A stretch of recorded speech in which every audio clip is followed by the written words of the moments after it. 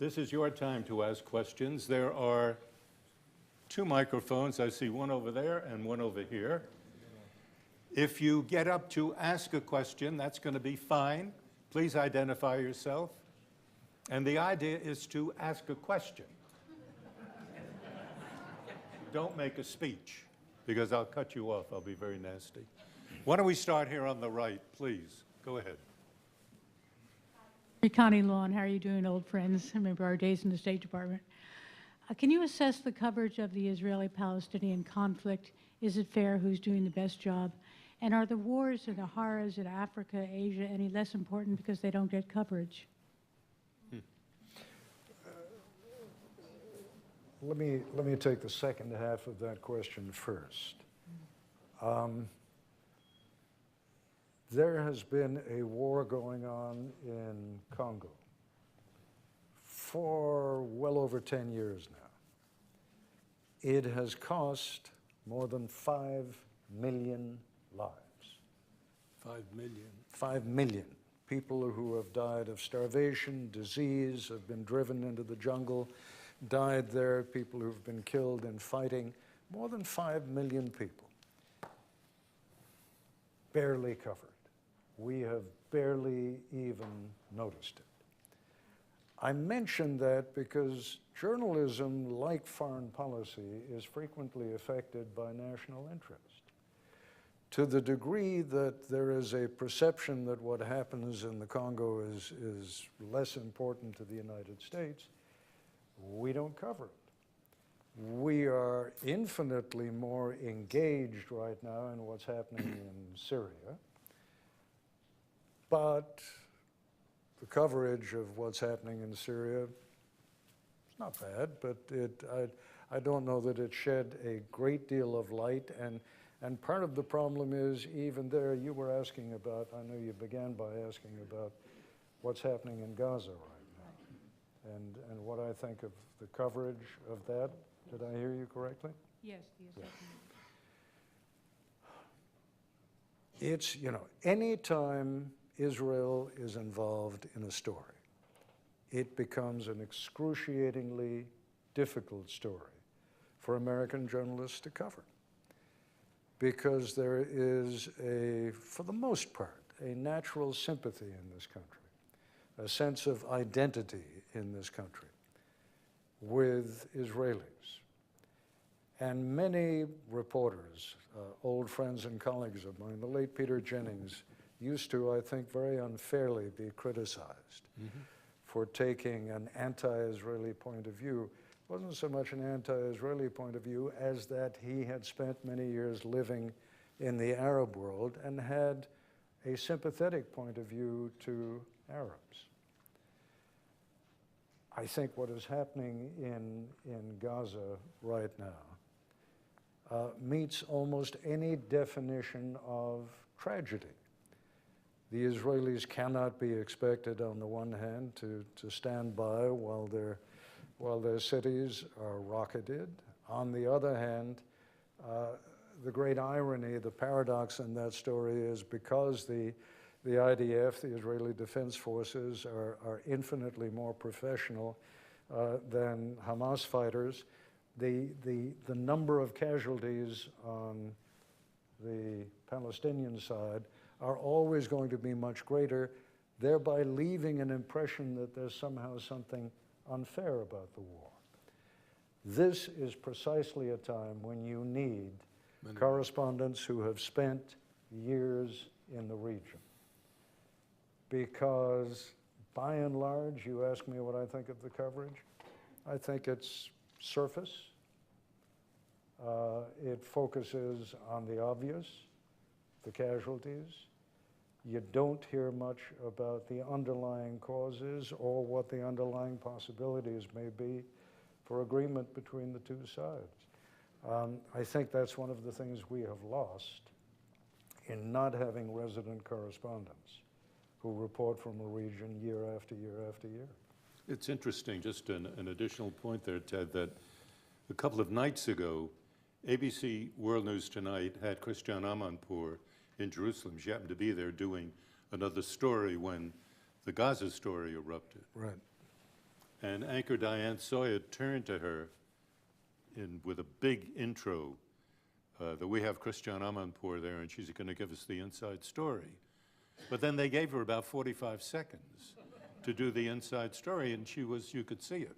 She really couldn't get it out. It was very difficult. So that is yet another dimension of trying to make everything bite-size, even an analysis by a reporter who really does understand that story. Would have been wonderful to hear more from her. Yes, please. Good evening. My name is Giancarlo Gonzalez with Talk Radio News Service. You mentioned an interesting point before Mr. Kalb cut you off about our intelligence services. He does that all the time. It was a moment where you were talking about how our intelligence services were maybe stretched too thin. I'm putting words in your mouth, but you were intimating that there was that because we were not only having a lack of journalists in different parts of the world, but we were also stretched. It was affecting the intelligence Right. community as well. I wanted you to. There was another question, but I thought you said something, and I thought maybe I could give you that moment to expand on that, because I thought that was really fascinating, considering how the American public tends to trust the demagoguery, the left or the right. But you do have a question. And the question is, Mr. Koppel, can you elaborate on that point? Yeah. Thank you. The point I was going to make is that essentially the same thing is happening within the intelligence community as is happening within the television news community, and that is there is the perception that technology is an adequate replacement for human intelligence. There is the perception in television news that you can use the satellite, you can use a jet plane, you can get somebody in from anywhere. I mean, from the United States, you can reach any part of the world in 18 hours or less, right? And by virtue of the satellite, you can report instantaneously. But that doesn't substitute for having a reporter who's been on the ground for years. The same thing is true for the same reasons, in that the intelligence community is also suffering budgetary cuts.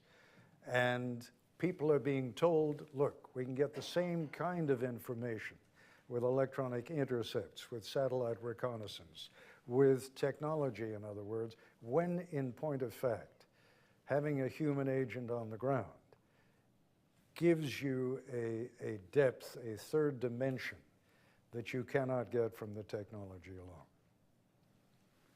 Yes, please. Hi, I'm Ann O'Leary, a retired Foreign Service officer. I began my career in the U.S. Information Agency when people still remembered Edward R. Murrow. I ended it shortly after Afghanistan as a State Department public diplomacy officer with a press officer who had never, ever worked with the press nor spoke Dari. I'm wondering if those of you in the networks ever noticed that USIA went away, and if you think that that was part of the weakening of the ability to report stories with great objectivity overseas. Marvin and I became friends after I came back from 3 years in Indochina and was assigned to the State Department as diplomatic correspondent. I have been blessed throughout my television career with having Marvin Kalb and Bernie Kalb as competitors. And as you may imagine, you don't travel with people from your own network, you travel with the opposition. And I was really blessed in having these two men as opponents of mine.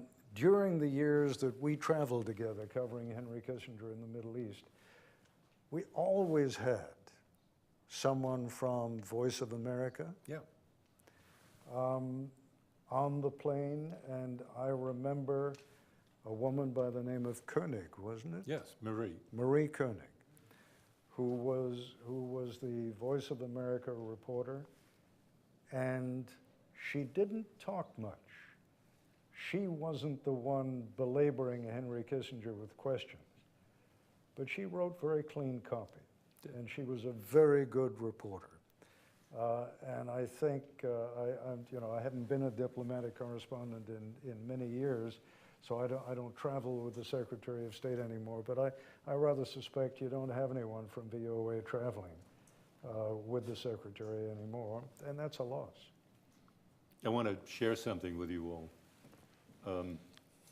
Being a competitor with Koppel, when we travel around the Middle East, in those years I had a very bad back condition, and when we arrived somewhere, we'd all have our portable typewriter and our overnight bag, and the big stuff went in the plane. ABC News picked up very often my typewriter, my overnight bag, because he could see I couldn't pick it up. Now that's being a good competitor. It's being a sweetheart. Yes, please. My name is David Earl. I'm an alum of the GW's SMPA. And Mr. Koppel, I was hoping you could talk a little bit more about what you define as objectivity. Is it moderating two political sides? And where does your analysis come in? And I would use the example of global warming, for example, as how would you have covered that story in that time? I'm sorry, covered which story? The story of global warming, when most of the scientific community seems to be pretty solid on one side, but it's still very much a politicized issue. Does objectivity dictate that you are saying that you're going to maintain both sides, No. or do you accept who you deem to be the highest, the most credible people in that discussion? Yeah, look, you're looking at a man, I was for almost 26 years, both the anchor and the managing editor of Nightline. And I was death on reporters who would go out and give me one opinion for, one opinion against, and one right down the middle. It is the laziest form of journalism there is in the world. To the degree that one side or the other can be ascertained as having the facts on its side, you have an obligation to report that. I don't think there's an obligation to say, on the one hand,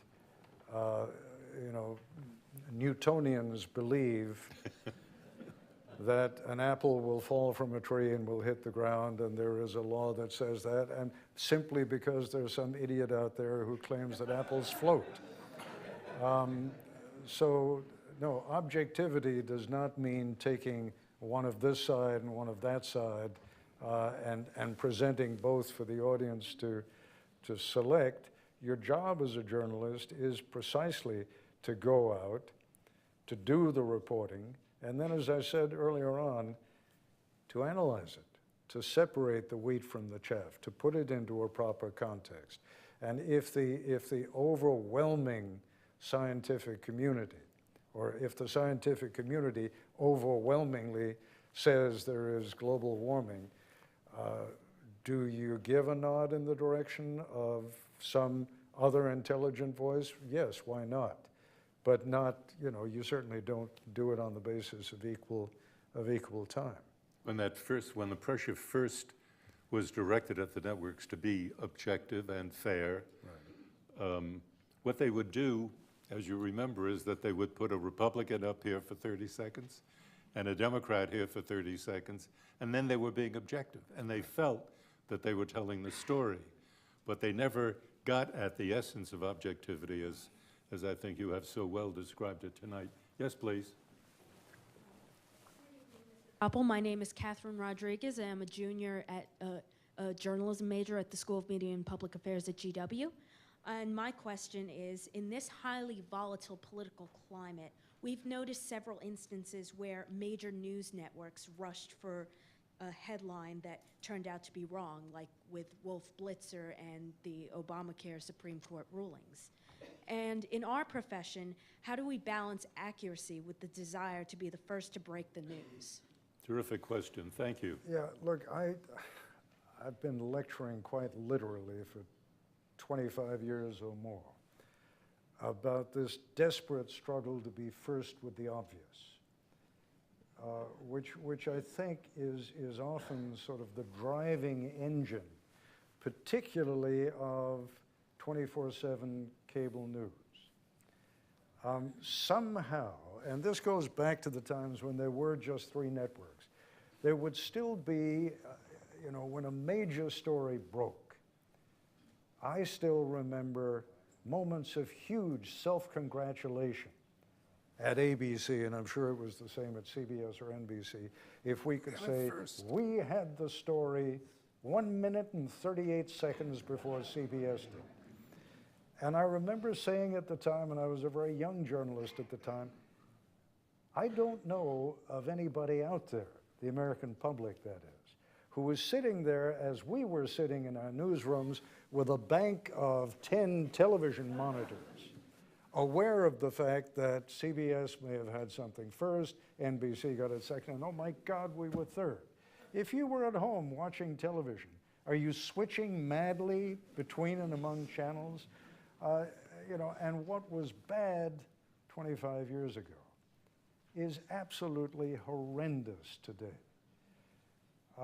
You know, if I'm watching CNN, and if I think they're doing a fairly decent job of covering a story, I am not constantly flipping back. Now, again, that may be generational.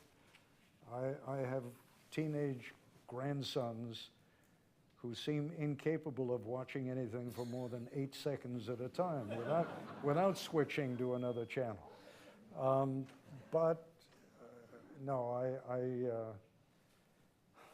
did I answer your question? Not really, but it's very good. All right. It was a very good question. There's one more here, and you're going to be the last one, I'm afraid, because we're out of time. But I want to apologize to everybody else who's waiting to ask a question. I'm sorry. But when this is all over, why don't you besiege Mr. Koppel? And then you can get your question answered. And beat the crap out of him. That's. Well, thanks very much for taking my question. My name is Kat Schreier. I'm a graduate student in multimedia journalism up at University of Maryland. Also have an online news site called watercitizennews.com. Cool, clear water citizen news, talking about water that is usually considered to be dull and boring in a way that's fun and sexy and cool and engaging. And we have all these tools, not just to disseminate news, Miss, ask but your question, please. to get the information out. And throughout the evening, it seems like we've been given this choice of Charlie Sheen reporting perhaps less social significance and important, significant news that affects our lives presented in a way that's dull. And when we have so many tools at our disposal, why do we need to think about important news as being something that can't be cool and engaging and fun and even profitable? And why does it have to be presented as something as dull Gotcha. as an alternative? Okay, thanks.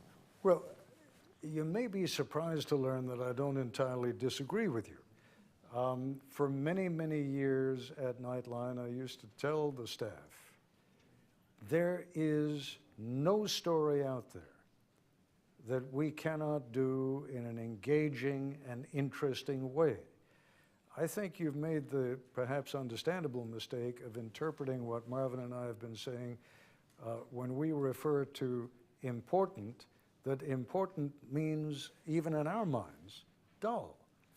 On the contrary, I think the most interesting things in the world are precisely those things that are most important. And I think it is our obligation as journalists not merely to say, here are the facts, do with them as you will, but to put those facts into, and perhaps I should have added the adjective interesting, context. We have to make the news interesting, or we can't expect anybody to watch.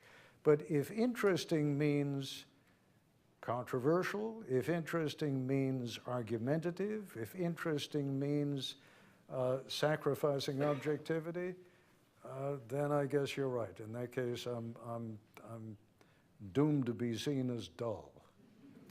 I don't think you've ever been dull. Thank you, Ted, very, very much. And thanks all of you for being here. It's been a terrific evening. Most grateful to you. Thank you. Thank you very much. Thank you, pal. You're as wonderful as ever.